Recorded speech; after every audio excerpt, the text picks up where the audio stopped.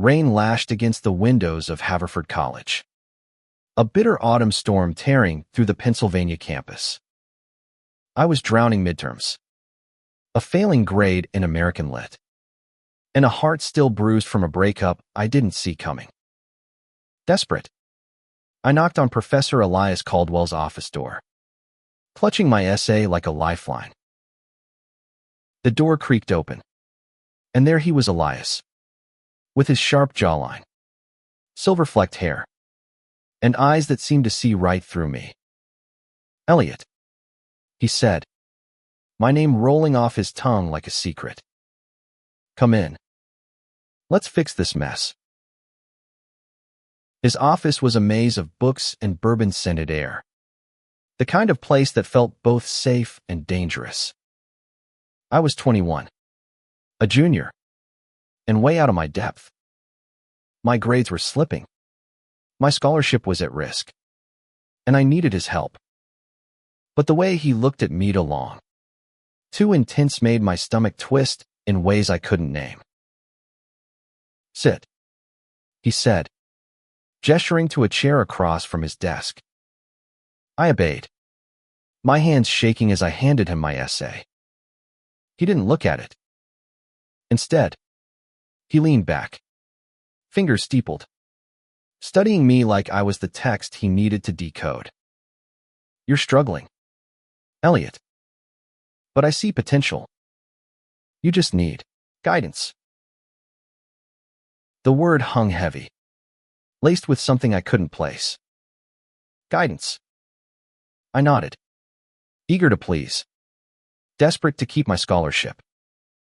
"I'll do whatever it takes, Professor." His smile was slow, deliberate. "Good. I like that kind of commitment." He stood, circling the desk, his presence filling the room. "Let's start with trust. You trust me, don't you?" I swallowed hard. Did I? I barely knew him beyond his lectures, where he'd quote Whitman with a passion that made the whole class lean forward. He was brilliant, magnetic, the kind of professor students whispered about half in awe, half in fear. Rumors swirled. He'd helped students ace his class, but always with a catch. Late-night meetings, private tutoring. I'd ignored the gossip. I needed his help, not rumors. "Tell me about yourself," he said, leaning against the desk. Too close now. "Not the essay. You. What drives you, Elliot?" I stammered, caught off guard. I want to write. To tell stories that matter." He nodded, like he'd expected that. "Stories that matter," he echoed.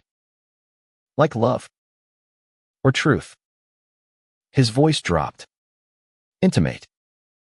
Or secrets." My heart raced. The room felt smaller, the storm outside louder. "I guess, all of it," I said, unsure why my voice shook. He reached out, his hand brushing mine as he took the essay. The touch lingered. Electric. And I froze. "You're different," he murmured. "I can help you, Elliot. But you need to let me in." I didn't know what he meant, but the weight of his words pressed against me. I needed his approval, his grade, his recommendation.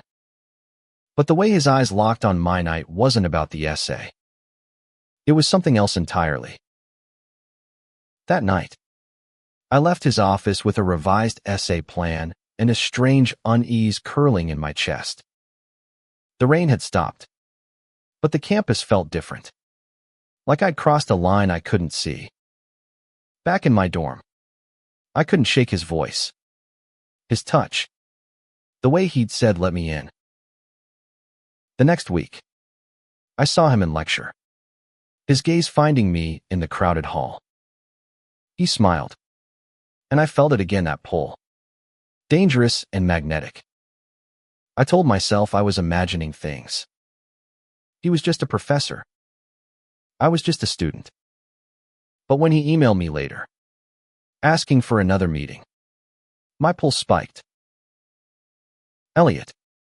The email read, "We're not done. My office. 7 p.m. Bring your passion." I stared at the screen, the words blurring. Passion. What did he mean? I wanted to believe it was about my writing, my future. But deep down, I knew it wasn't. The second meeting was different. The office was darker, the storm replaced by a heavy silence. Elias poured 2 glasses of bourbon, sliding one toward me. "Relax," he said. "We're colleagues now, not just student and teacher." I didn't touch the drink.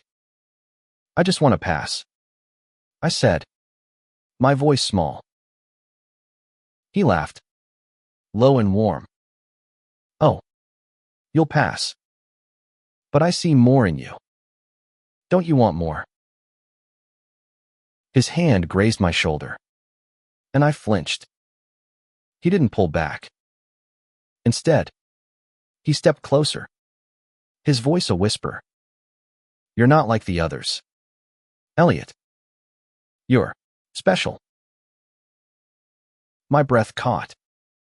Special. The word should have felt good, but it didn't. It felt like a trap. I left that night with my essay untouched and my head spinning. I didn't tell anyone, not my roommate, not my best friend, Jamie, who'd been openly gay since high school and would have known what to say. I was too ashamed, too confused. Was I reading this wrong? Was I overreacting? Or was Elias crossing a line? The weeks that followed were a blur of late-night emails from Elias, each one more personal. "I see you, Elliot." One said, "Don't hide from me." Another, "You're wasting your potential. Let me help you shine." Each word pulled me deeper into his orbit, and I hated how much I craved his approval. Then came the night that changed everything. Another meeting. Another glass of bourbon I didn't drink. But this time, Elias didn't stop at words. He stood too close, his hand on my arm, his voice low. "You want to succeed, don't you? I can make that happen. But you have to give me something in return." My stomach dropped. "What do you mean?" I asked, though I already knew. His smile was all teeth. "You know what I mean." I bolted from the office, my heart pounding, the campus a blur as I ran through the dark. I didn't stop until I reached my dorm, locking the door behind me. I felt sick, betrayed, but worst of all, guilty. Had I led him on? Had I asked for this? The next morning, I told Jamie everything. His face darkened as I spoke, his usual grin gone. "Elliot, this isn't your fault," he said. "He's abusing his power. You need to report him." Report him. The words felt impossible.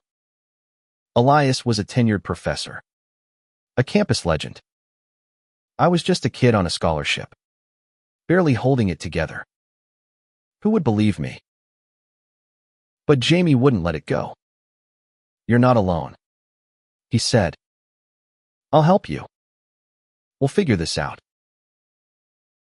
That night, Jamie dragged me to a campus coffee shop, where he introduced me to Sam, a senior who'd taken Elias's class last year. Sam's eyes were guarded, but when I told my story, he nodded slowly. "You're not the first," he said. He did the same to me. My heart sank. Not the first. The words echoed, heavy with truth.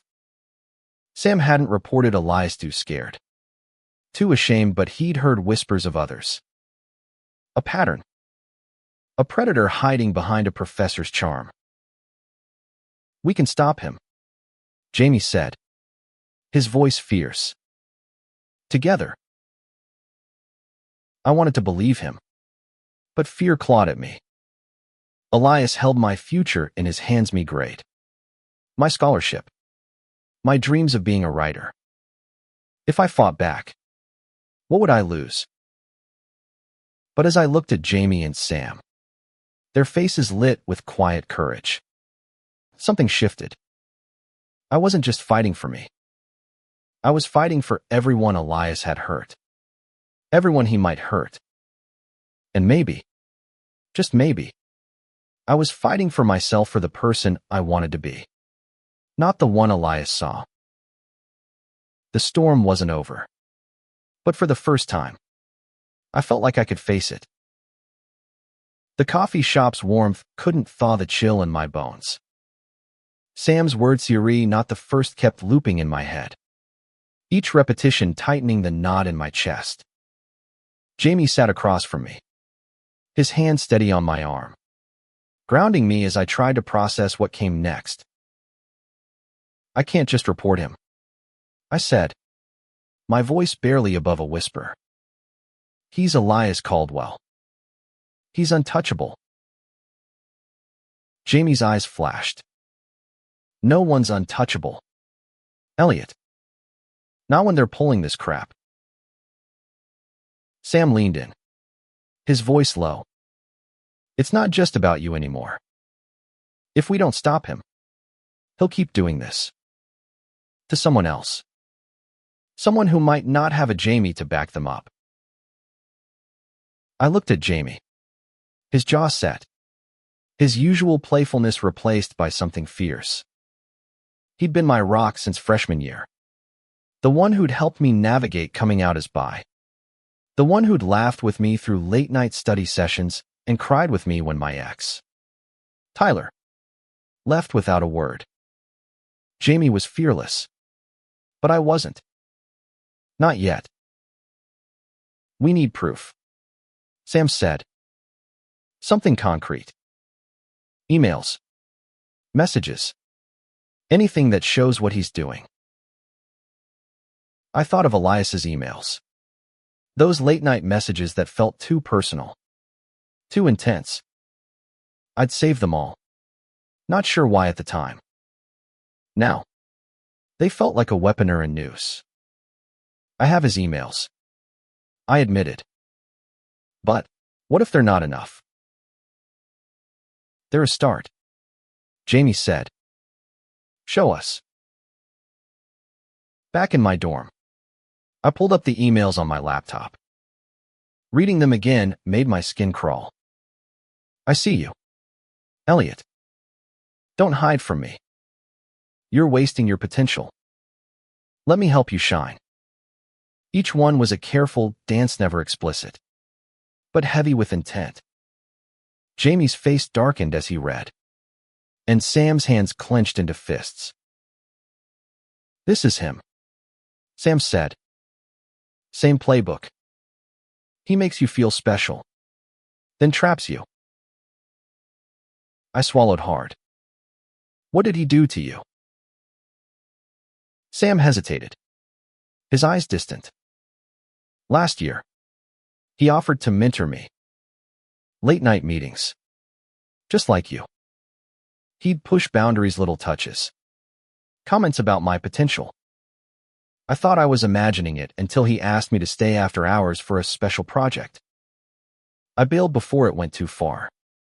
But I never reported it. I was too scared. The shame in his voice mirrored mine. I wanted to hug him, to tell him it wasn't his fault. But the words stuck in my throat. Instead, I asked, what do we do now? We build a case, Jamie said. Emails, Witnesses. Anything we can get. Then we take it to the dean. The dean. The idea felt like stepping off a cliff. Haverford was small, elite, and Elias was a star professor. What if they didn't believe us? What if they blamed me?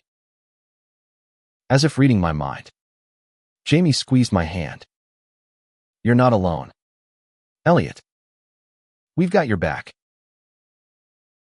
Over the next few days, we became detectives in our own lives. Sam reached out to other students, discreetly asking about Elias. 2 more came forward anonymously, too scared to go public. Their stories were eerily similar: late-night meetings, vague promises of academic favors, that same predatory charm.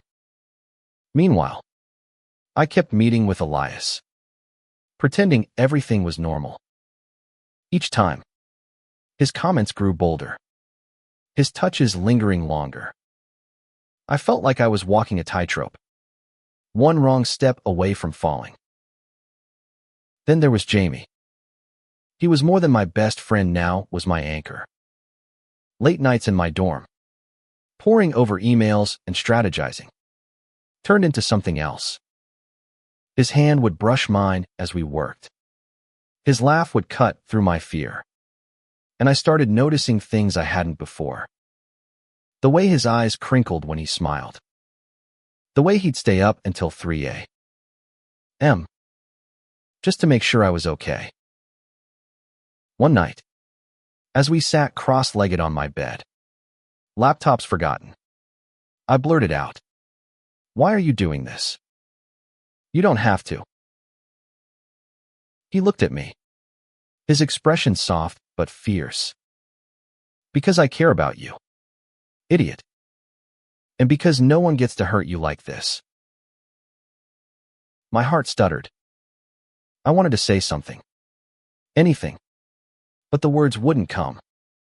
Instead, I leaned forward, and so did he. Our lips met, tentative at first, then desperate, like we'd both been holding our breath for too long.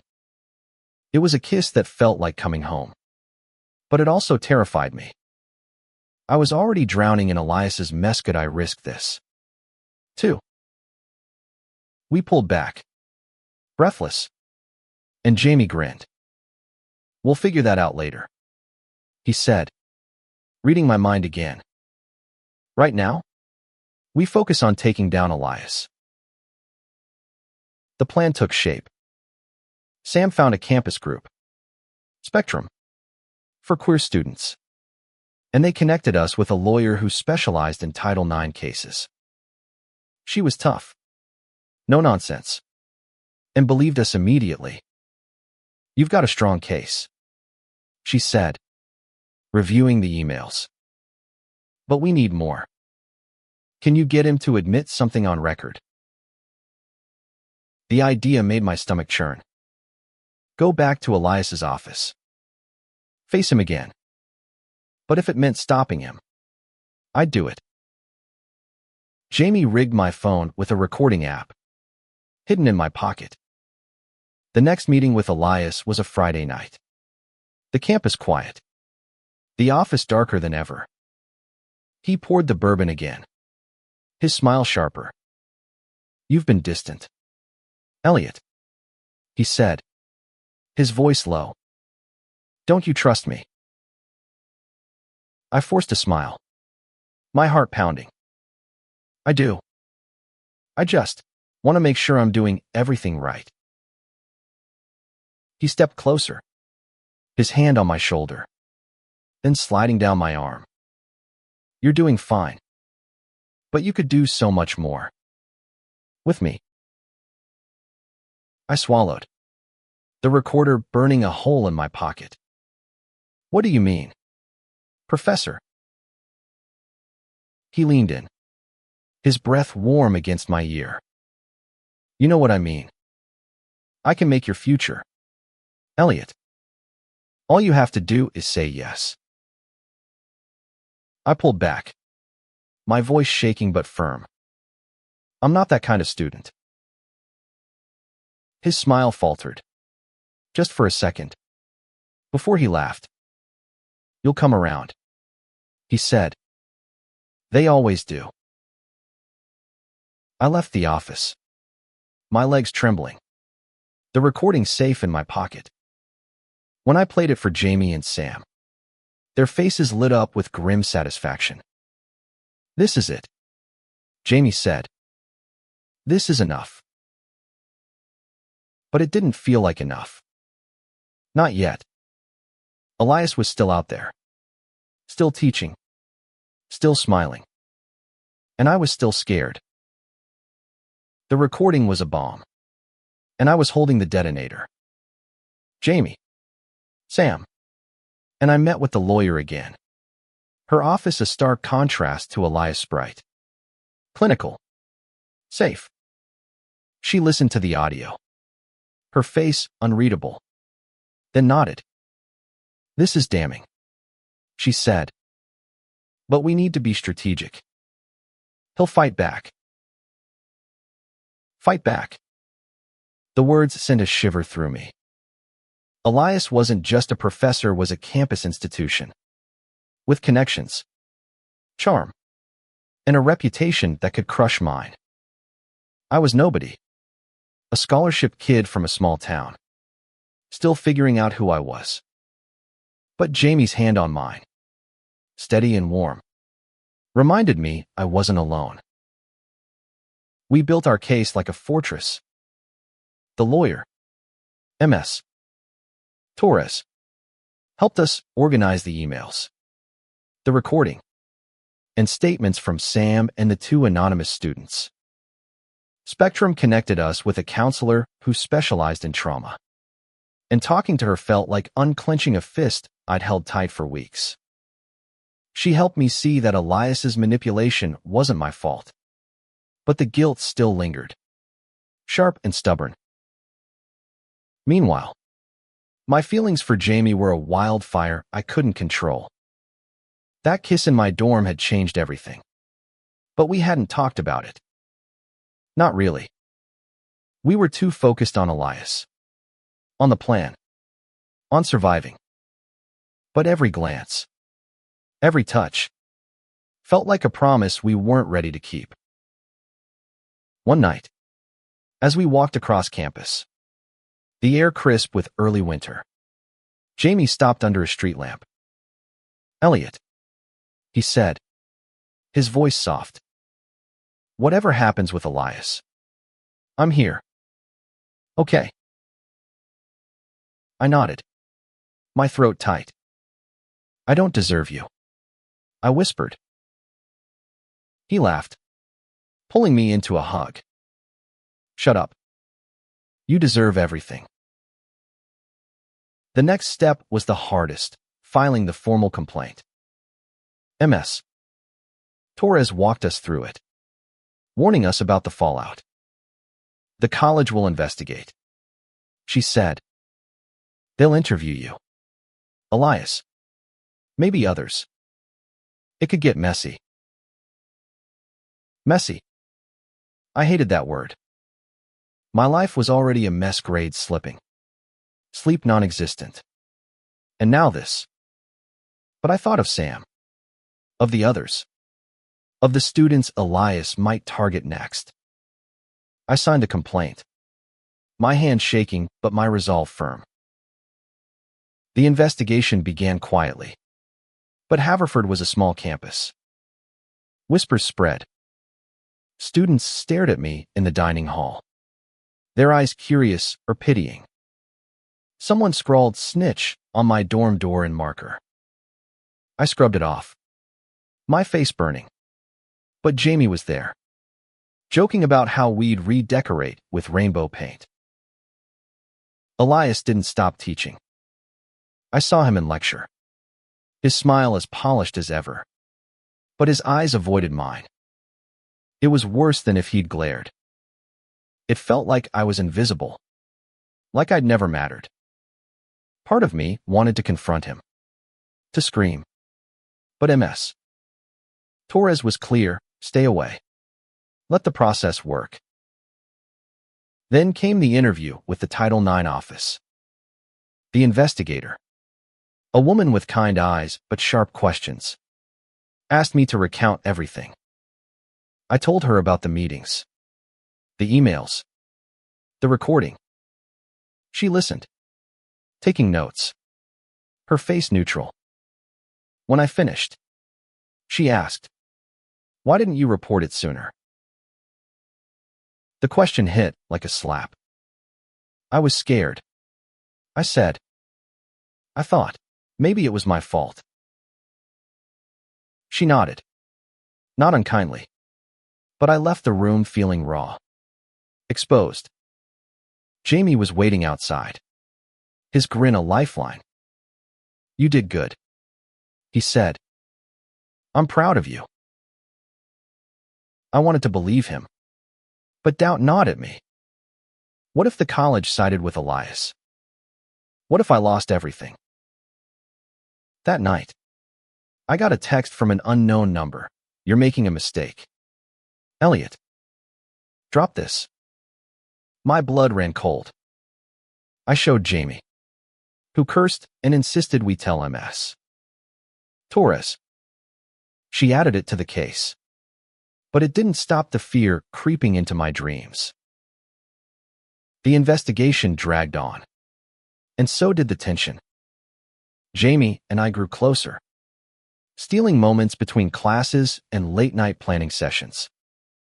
One evening, in his dorm, he kissed me again, slow and deliberate.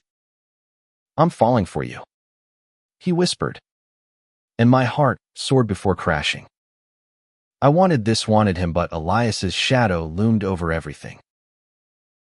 "I'm falling for you too," I admitted, "but I'm scared." He cupped my face, his eyes fierce. "We'll get through this. Together." The next day, MS. Torres called with news. Another student had come forward, inspired by the rumors of my complaint. Their story matched our same late-night meetings. Same promises. Same touches. The case was growing, but so was the pressure. Elias's allies, other professors. Loyal students started pushing back. I heard whispers that I was troubled, attention-seeking, even unstable. Jamie was furious, but I felt like I was sinking. What if they're right? I asked him one night, my voice breaking. What if I'm making this bigger than it is? He grabbed my shoulders, his voice steady. "Elliot, listen to me. You're not crazy. You're not wrong. He's the one who's wrong, and we're going to prove it." I clung to his words, to him, as the investigation rolled on. But Elias wasn't done. One afternoon, I found a note slipped under my dorm door. "You can't win." No signature, but I knew it was him. The note lay on my desk like a venomous snake. Its words, "You can't win," bending into me. I showed it to Jamie, who wanted to storm Elias's office right then. But I stopped him. We couldn't lose control. Not when we were so close. MS. Torres added the note to the evidence, her face grim. "He's getting desperate," she said. "That's good. It means he's scared." Scared. The idea of Elias being afraid felt impossible, but it gave me a flicker of hope. I held on to it, fragile as it was. As the investigation intensified, the Title IX office called me in again, this time with more pointed questions. They'd interviewed Elias, and he denied everything, claiming I'd misinterpreted his mentorship. He painted himself as a dedicated professor, me as a confused student with a vendetta. "He's lying," I told the investigator, my voice shaking with anger. "I have the recording. The emails. The others. She nodded. But her neutrality unnerved me. We're reviewing all evidence. She said. We'll be in touch. Back on campus. The whispers grew louder. Some students avoided me. Others offered quiet support. A girl from Spectrum slipped me a note during lecture. You're brave. Keep going. It was small, but it kept me afloat. Jamie was my constant. His presence a shield against the chaos. We spent every free moment together. Planning. Talking. Sometimes just sitting in silence. One night, in his dorm, he pulled me close, his forehead against mine. I'm not letting you go through this alone, he said. Not now. Not ever. I kissed him. Hard. Pouring all my fear and hope into it. He kissed me back. And for a moment, the world was just us, no Elias. No investigation. No fear. But reality always crept back in. The next blow came unexpectedly. My scholarship advisor called me in. Her face tight. Elliot, there's been a complaint about your academic performance. Professor Caldwell says you've been uncooperative. My heart sank. Uncooperative. I echoed. He's retaliating. She sighed. Not unkindly. I'm just relaying what I've heard. You need to maintain your grades, or your scholarship could be at risk. I left her office, my chest tight with panic. Elias wasn't just fighting the investigation, he was trying to ruin me. I told Jamie, who was livid. He's playing dirty, he said. We need to hit back harder. MS. Torres agreed. We go public, she said. Not to the press, not yet, but to the campus community. Spectrum can help. A petition. A rally. Something to show the administration this isn't just one student's word against his. The idea terrified me. Going public meant exposing myself. My story. My pain. But it also meant others might come forward. I agreed. And Spectrum sprang into action. They organized a rally for campus safety, framing it as a call for accountability. Not just about Elias. Jamie and I worked late into the night, drafting flyers, reaching out to allies. The rally was set for a Friday. The quad packed with students, professors, even local media. I stood at the edge, my heart pounding, as Jamie took the megaphone. This is about power, he said, his voice ringing out. About protecting students from those who abuse it. We're here to say, no more.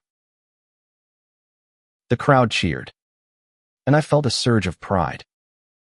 Jamie was a force, unapologetic and fierce. When it was my turn to speak, my knees shook, but I stepped forward. I'm not here for me, I said, my voice unsteady at first. I'm here for everyone who's been silenced. We deserve to be safe. The applause was deafening, but I saw Elias in the crowd, his face a mask of calm. Our eyes met, and for a moment, I thought I saw fear. Then he turned and walked away.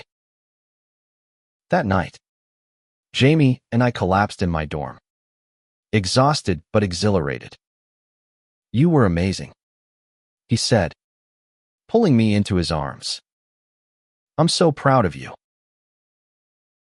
I laughed. A real laugh. The first in weeks. I couldn't have done it without you. He kissed me, soft and slow, and I let myself believe. Just for a moment, that we could win. But the next morning, everything changed. An email from the Title IX office. Elias had hired a lawyer, a high-profile one known for defending powerful men.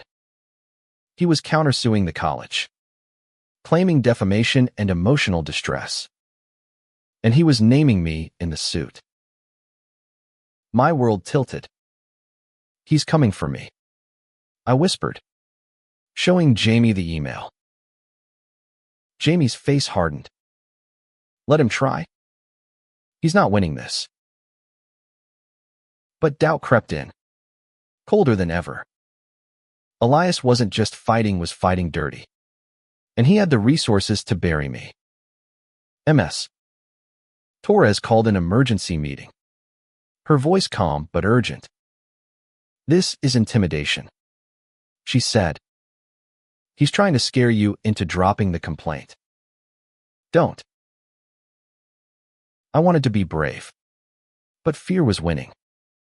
That night, I dreamed of Elias's office, his voice whispering, "You can't win." I woke up sweating, Jamie's arm around me, his breathing steady. I clung to him, to the hope he gave me. But the weight of Elias's power felt crushing. "We need more," I told Ms. Torres the next day. "More evidence. More witnesses. Something he can't fight." She nodded. "Then we dig deeper. And we don't stop." Digging deeper meant diving into the dark corners of Elias's past. Ms. Torres connected us with a private investigator, someone discreet who'd worked Title IX cases before. "He'll look into Caldwell's history," she said. "If there's a pattern, he'll find it." The waiting was torture.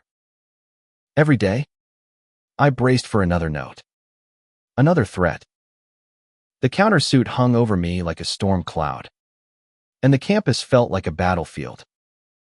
Some students rallied behind us, wearing rainbow pins and spreading our petition. Others whispered that I was a liar, a troublemaker ruining a good man's career. Jamie kept me grounded, his humor a light in the dark. One afternoon, as we handed out flyers for Spectrum, he nudged me. "You know, when this is over, I'm taking you on a real date. No Elias. No drama.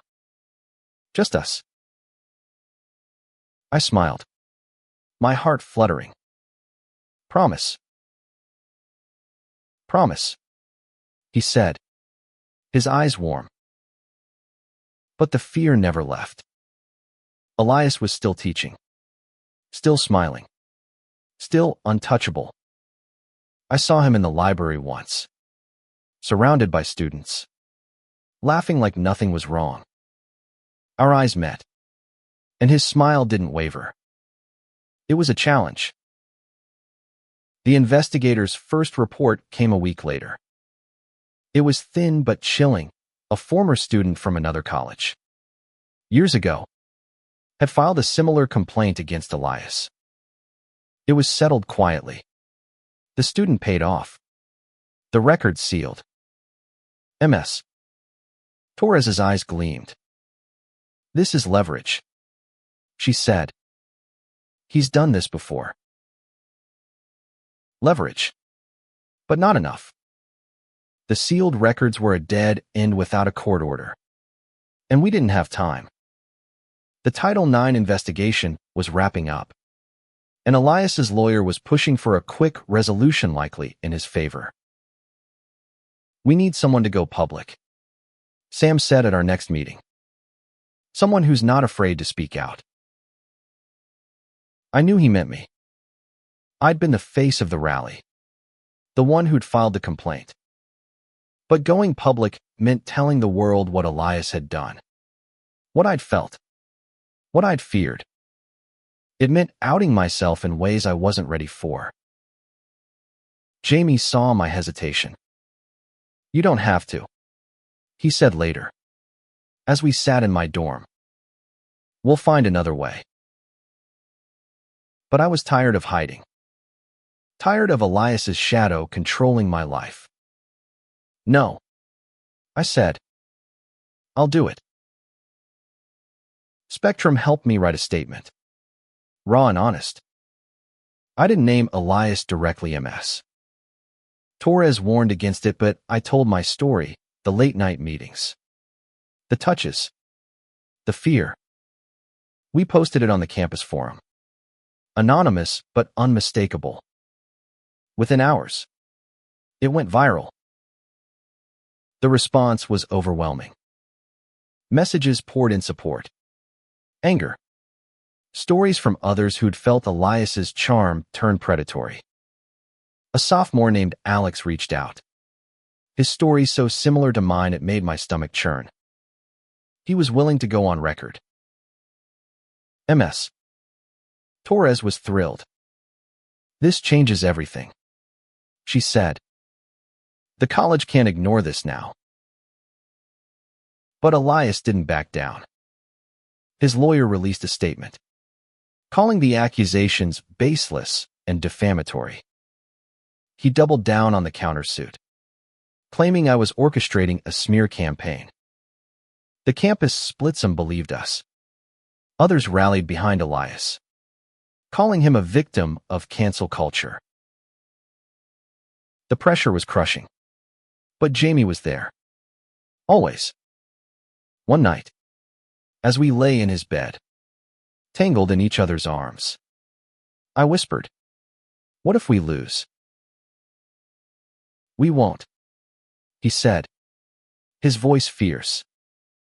"You're stronger than you know, Elliot." I wanted to believe him, but the investigator's next report shook me. He'd found another student, from Elias's first teaching job, who'd left the college abruptly after mentorship with him. She wouldn't talk, too traumatized, but her story matched ours. It was a pattern, spanning decades. MS. Torres used it to push the Title IX office, demanding a suspension pending the investigation. To our shock, they agreed. Elias was barred from teaching, his office locked. The campus buzzed with the news. And for the first time, I felt like we were winning. But victory came at a cost. The countersuit loomed, and Elias's allies were relentless. My scholarship advisor called again, warning that my funding was under review. "It's not personal," she said, but it felt like a knife. Jamie was furious, but I was numb. Everything I'd worked for me degree. My future was slipping away. That night, I broke down, sobbing in Jamie's arms. "I can't do this anymore," I said. "He's going to win." Jamie held me tighter. "He won't. Because you're not giving up. And neither am I." The next day, Alex went public with his story, standing with me at a Spectrum press conference. His voice shook, but he didn't falter. "I thought I was alone," he said. "But I'm not. And neither are you." The crowd roared, and I felt a spark of hope. Fragile but real. We were building something bigger than Elias, bigger than fear. But the fight wasn't over. The press conference was a turning point, but it didn't feel like a victory. Alex's courage lit a fire, and more students came forward. 5 now. Their stories a grim echo of mine. The Title IX office couldn't ignore us anymore. But Elias's countersuit was gaining traction. His lawyer painted us as a coordinated attack. A group of disgruntled students out to ruin a good man. The campus was a war zone. Pro-Elias flyers appeared overnight, calling us liars. My dorm door was vandalized again, this time with worse words than snitch. I stopped going to the dining hall, too tired of the stairs. But Jamie never left my side, his hand in mine a quiet defiance. Ms. Torres was relentless, working with the investigator to dig up more on Elias's past. They found another case, this one from a decade ago at a different college. The student had dropped out, but her family had kept emails Elias's words, almost identical to mine. Ms. Torres was cautious. "It's not admissible," she said, "but it shows he's been at this for years." Years. The word made me sick. How many lives had he damaged? How many had stayed silent? I threw myself into the fight, fueled by anger and Jamie's unwavering support. We organized another rally, bigger this time, with Spectrum leading the charge. Students from other colleges joined, sharing their own stories of predatory professors. It was bigger than Elias knew. It was about a system that let men like him thrive. But the cost was mounting. My grades were slipping, my scholarship hanging by a thread. I couldn't focus, couldn't sleep. Jamie noticed, dragging me to the campus counselor when I started shutting down. "You're carrying too much," he said, his voice soft but firm. "Let me help." I wanted to, but guilt gnawed at me. Jamie was risking so much: his time, his energy, his own grades. "You don't have to do this," I told him one night, my voice breaking. "This is my fight." He grabbed my face, his eyes fierce. "It's our fight. I love you, Elliot. I'm not going anywhere." Love. The word hit like a wave, washing away the fear for a moment. I kissed him, desperate and grateful, and he held me like I was the only thing that mattered. The Title IX office called us in for a final interview. They'd reviewed everything: the recording, the emails, the new testimonies. The investigator's face was grim. "We're recommending termination," she said. "But it's not over. Caldwell's lawyer is pushing for a hearing." A hearing. It meant facing Elias, testifying in front of a panel, reliving every moment. I felt sick. But Ms. Torres was calm. "This is our chance," she said. "We'll bury him with the truth." The hearing was set for a week later. We prepared like soldiers, rehearsing our testimonies, gathering every scrap of evidence. Jamie and I spent nights in the library, surrounded by books and coffee, our hands brushing as we worked. Those moments kept me sane, a reminder of what I was fighting for: not just justice, but a future where I could love Jamie without fear. The night before the hearing, I couldn't sleep. I sat on my bed, staring at the ceiling, until Jamie climbed in beside me. "You've got this," he whispered, his arms around me. "You're stronger than he'll ever be." I clung to him, drawing strength from his warmth. But as the hearing loomed, doubt crept back in. What if the panel didn't believe us? What if Elias's charm won them over? The hearing was in a sterile conference room. The panel a mix of professors and administrators. Elias sat across from me, his face composed, his lawyer whispering in his ear. I testified first, my voice shaking as I recounted every meeting, every touch, every threat. The panel listened, their faces unreadable. Elias was next. He was smooth, charismatic, painting himself as a mentor misunderstood. "Elliot is a talented student. he said, his voice dripping with sincerity. But he's confused, projecting his own feelings onto me. I wanted to scream, but Ms. Torres squeezed my hand, keeping me steady. Sam testified. Then Alex. Their voices strong despite their fear. The other students' statements were read aloud. Anonymous but damning. The room felt heavy, the air thick with truth and lies. When it was over, the panel deliberated for hours. Jamie and I waited in the hall, his hand in mine, my heart pounding. Whatever happens, he said, we did this together. The panel's decision came late that night. Elias was terminated, effective immediately. His countersuit was dismissed. The evidence, too, overwhelming. I should have felt triumphant, but all I felt was relief and exhaustion. Jamie pulled me into a hug. His voice choked. You did it, Elliot. You stopped him. But it wasn't just me. It was Sam, Alex, the others, Ms. Torres, Spectrum, Jamie. We'd fought as a team, and we'd won. The news of Elias's termination spread like wildfire. By morning, the campus was buzzing. Some students celebrated. Others whispered about injustice. I didn't care. I was done carrying Elias's weight.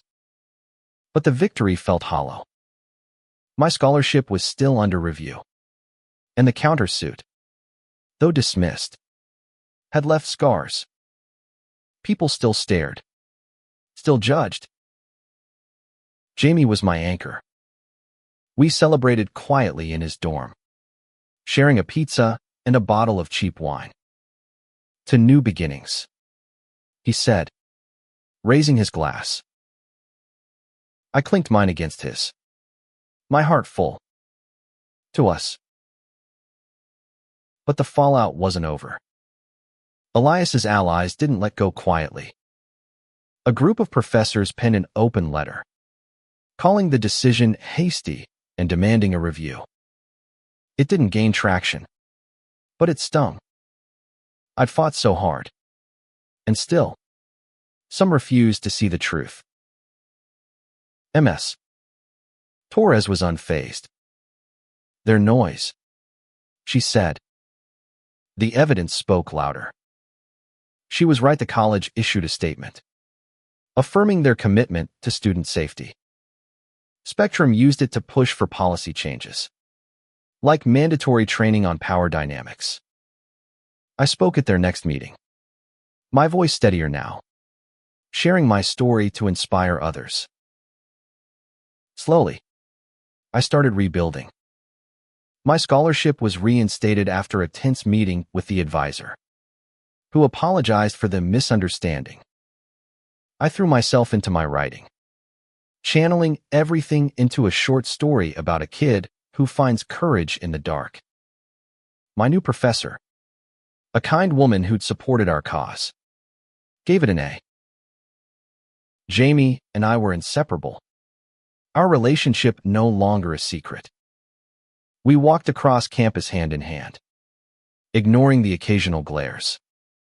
One afternoon, as we sat under an oak tree, he turned to me. I want to do this right, he said. You, me, a real date. No more hiding. I grinned, my heart lighter than it had been in months. Deal. Our first real date was at a diner off campus, the kind with sticky tables and endless coffee refills. We talked for hours about our dreams, our fears, our future. Jamie wanted to teach, to be the kind of mentor Elias never was. I wanted to write stories that gave people hope. For the first time, I believed we could do it. But Elias's shadow lingered. I heard he'd moved to another state, teaching at a small community college. The thought made my stomach twist. Had we really stopped him? Ms. Torres assured me the case would follow him. A black mark on his record. It wasn't perfect, but it was something. One night, Sam called. He'd graduated but stayed in touch. A quiet pillar of strength. I'm proud of you, he said. You gave me the courage to speak up. His words hit hard. I'd been so focused on my own pain. I hadn't realized how much my fight had meant to others. Alex, too, was thriving, leading Spectrum's outreach program. We'd built something bigger than ourselves, a community that refused to stay silent. Jamie and I grew stronger. Our love a quiet rebellion against everything we'd faced. We spent winter break at his family's cabin in the Poconos. Just the two of us. One night, by the fireplace, he pulled me close. I'm all in, he said. You okay with that? I laughed, tears in my eyes. More than okay. The spring semester brought new challenges, catching up on grades, rebuilding my confidence, but also new joys. Jamie and I joined Spectrum's leadership, planning events to support queer students. I started writing again, not just for class, but for me. My stories were raw, real, full of the pain and hope I'd lived through. One day, I got an email from a literary magazine. They'd read my story, the one about the kid finding courage, and wanted to publish it. I showed Jamie, my hands shaking with excitement. This is you, he said, kissing my forehead. This is what you're meant to do. The publication was small, but it felt huge. It was proof I could turn pain into something beautiful, something that mattered. I dedicated the story to Sam, Alex, and everyone who'd fought with me. As summer approached, Jamie and I made plans. We'd stay in Pennsylvania, work odd jobs, save for an apartment. It wasn't glamorous, but it was ours. The future felt possible. Not a dream, but a reality we could build together.